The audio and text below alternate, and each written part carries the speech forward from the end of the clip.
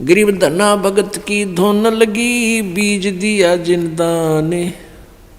सूखा खेत हरा हुआ, काकर बोई जाने। अपने आत्मा परमात्मा से जो अनहोनी होती है और हुई है, अब भी हो रही है, ये उन्हीं को होती हैं जो सत भक्ति करते हैं, परम संत की शरण में रहते हैं और सच्ची लगन से साधना करते हैं। और पूर्ण परमात्मा कबीर देव ही सबकी, जैसी कोई भक्ति साधना कर रहा है उसकी लाज वही रखता है। गीता जी अध्याय नंबर 15 के श्लोक नंबर 16-17 में बताया है कि क्षर पुरुष और अक्षर पुरुष ये दो प्रकार के प्रभु हैं। ये नाशवान हैं दोनों के दोनों, और इनके अक्षेत्र में, इनके राज लोक में जितने भी प्राणी हैं वो भी नाशवान हैं। जीव आत्मा सबकी अमर है। फिर 17वें श्लोक में बताया है 15वें अध्याय के गीता जी में कि उत्तम पुरुष तु अन्य परमात्मा इति उदाहरते। यह लोक तरम आविश्य विभर्ति अवय ईश्वर है। वो श्रेष्ठ परमात्मा वास्तव में भगवान जो है वो तो इन दोनों से और है, सरपुरुष और अक्षर पुरुष से, और वही तीनों लोकों में प्रवेश करके सबका धारण पोषण करता है, यानी उसी से सब कुछ होता है, वही सब कुछ है। जैसे पौधे को, पेड़ को जड़ से, मूल से आहार प्राप्त होता है, उसमें जो भी फिर आगे विकास हो रहा है वो आहार से ही हो रहा है। भाई इतना ही समझना काफ़ी है बुद्धिमान के लिए।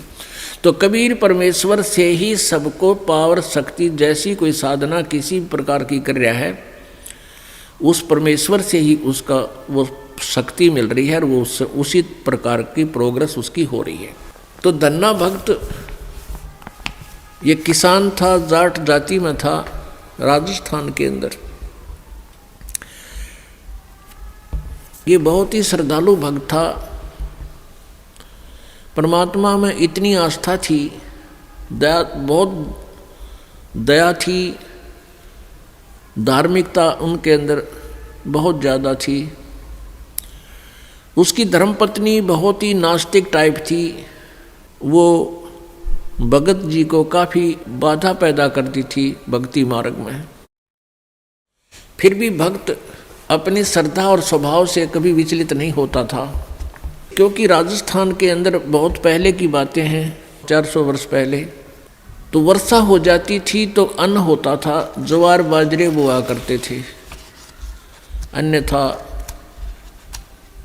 बहुत ही भूखमरी होती थी, गरीबी बहुत थी, निर्धनता बहुत थी। एक बार वर्षा हुई और धन्ना भगत की बीज बोने के लिए, ज्वार बोने के लिए चल पड़ा। रास्ते में 4 संत भगत आ गए और भगत को देख करके भगत प्रणाम करते हैं, गदगद होते हैं, बैल खड़े कर लिए, वो जो ऊँट था वो खड़ा कर लिया और हाथ जोड़ कर प्रणाम किया, नमस्कार हो संतों को, राम राम कही और कुशल मंगल पूछा भगत ने। तो उन भक्तों ने बताया कि कुशल काहे की है भगत, 4 दिन हो गए रोटी नहीं खा ली, 3-4 दिन हो गए कोई अन्न नहीं मिला, हम ऐसे तीर्थ यात्रा पर जा रहे हैं। अब धन्ना भगत जी ने सोचा 4 दिन हो गए रोटी नहीं खाई, ये मरेंगे, निढाल हो रहे हैं बिल्कुल। कहा ले ये ज्वार खा लो। ज्वार थी, बीज बोन गया था, वह ज्वार रखती, भूखे मरे थे, मार गए गले, फटाफट खा गए सारी ने। अब भगत ने सोचा ज्वार तो खा ली भगतों ने, और बीज ना बोया तो पड़ोसी लोग जाके घर में बताएंगे, पड़ोसी किसान, कि आपके खेत में बीज क्यों नहीं बीजा तुमने, और फिर मेरी पत्नी है वो मेरा सिर खावेगी, लड़ाई करेगी। उसने कंकर उठा ली, कहीं से ही कंकर इकट्ठी कर ली खेतों से, और वो डाल ली थैले में और जैसे और किसान बीज बीजे थे ऐसे डाला सारे का और उसके ऊपर का हल चला के आ गया। अब कुछ दिनों के बाद क्या हुआ कि अन्य पड़ोसियों के तो ज्वार उगगी और भगत जी के खेत में ये मतीरे तुम्बे, ये मतीरे से मोटे मोटे हुआ कर ये तुम्बे उग गए, जो सीताफल जितने बड़े बड़े हुआ कर तुम्बे। अब एक पड़ोसन ने जाके उसकी पत्नी से कहा, धन्ना भगत की पत्नी से, उससे पूछा कि तुमने ज्वार नहीं बीजी थी क्या? धन्ना भगत की पत्नी ने कहा, क्या मतलब? कि आपके खेत में तो वो तुम्बे मतीरे अपने आप उग गए हैं, वो तो आप उग गया करे, वहाँ बोने नहीं पड़ते राजस्थान के एक क्षेत्र में। कहने लगे आपने कुछ बीजे नहीं रखा, उसमें तो निरा कुबाड़ जाम गया, वो तुम्बे पैदा हो गए, इतने पड़े हैं बिना गिनती के, इसे मोटे मोटे। अब उसने सोचा कि भगत मार गया डंडी दिखे। धन्ना भगत की पत्नी ने सोचा भगत जी कर गया गड़बड़ और इसने बीज भी कितने दान में दिया होगा। अब उसने सोची एक मैं खेत देख कर आऊँ, पाछे मगज मारूंगी इसके लिए।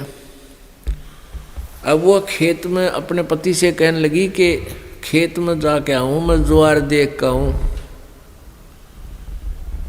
भगत जी बोलिया है को नहीं। भगत जी को तो पता था वहाँ क्या मिलेगा, अपना चुप बैठा। और वो भगत धन्ना भगत जी अपने मित्रों के साथ उसी से में बातें करता था, भक्ति की चर्चा जब हुआ कि तक खेत खात में चली जाया करती।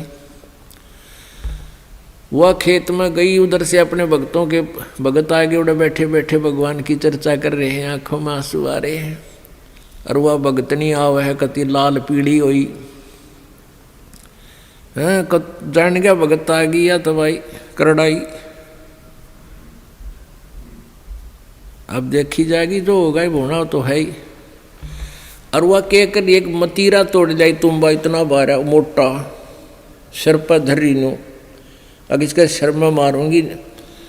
आकर ने बोली भगत जी खेत में बीज ज्वार बोक आया था। भगत जी नो कर ली नाड़ तले ने, और उसने नो सिर में मारा। वो मतीरा मारने के उद्देश्य से नो सिर में ठोकन खातिर वो नो कर गया थोड़ा सा, वो धरती में लाग के फूट गया। नो बोली बालक तन्ने खाएंगे के उड़े मतीरे उग गए सारे, तो बीज कित फूक गया। तो वो मतीरा जो था वो तुम्बा था, धरती में लाग के फूट गया।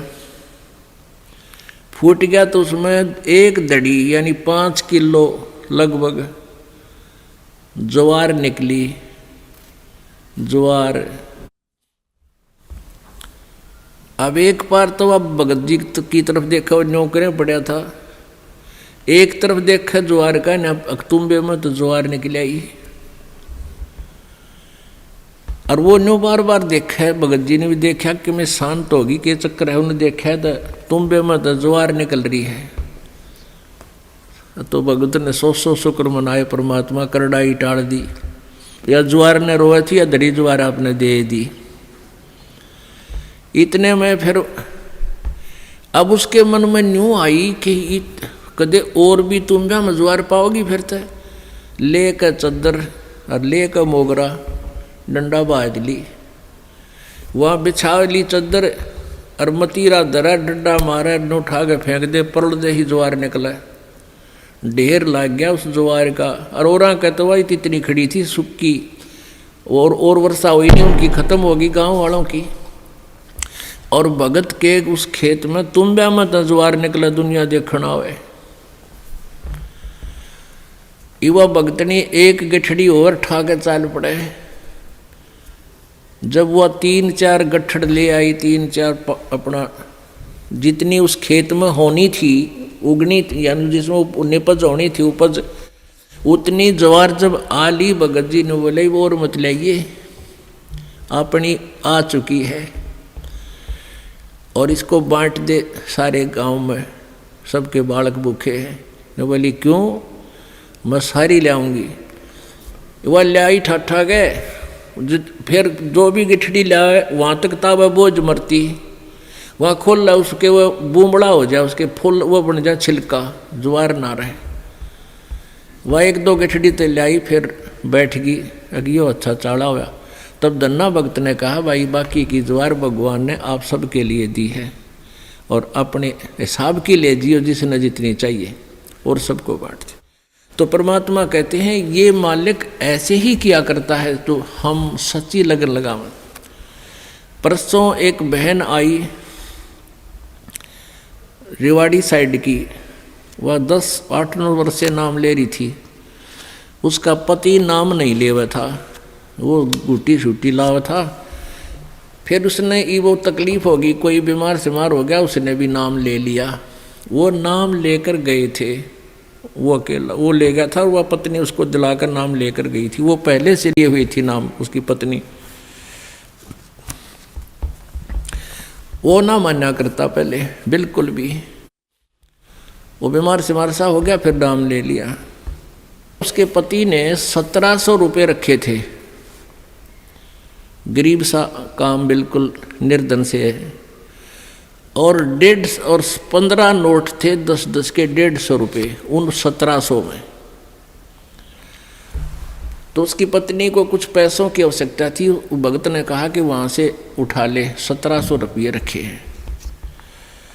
तो उसने देखा वो 1700 तो रखे थे, उसने थोड़े से चाहिए थे, 100-200 निकाल लूँ।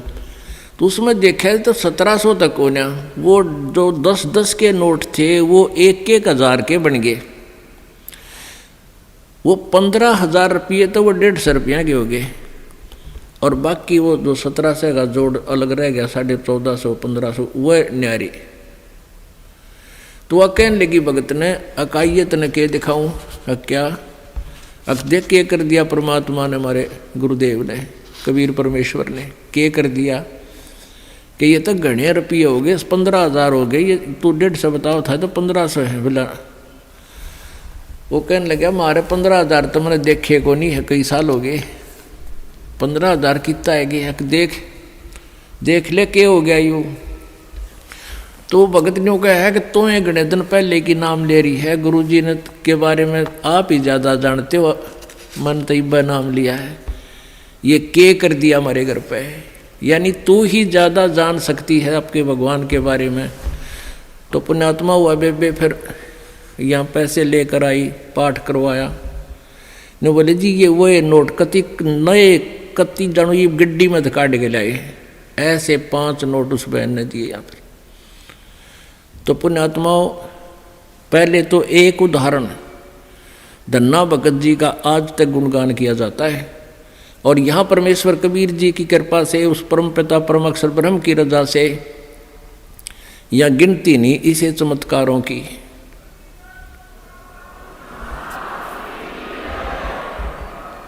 सत साहिब। तो पुण्यात्माओं ये वो परम शक्ति है और आपकी वो परम भक्ति है जिससे ये इसे काम तक आप होया करें।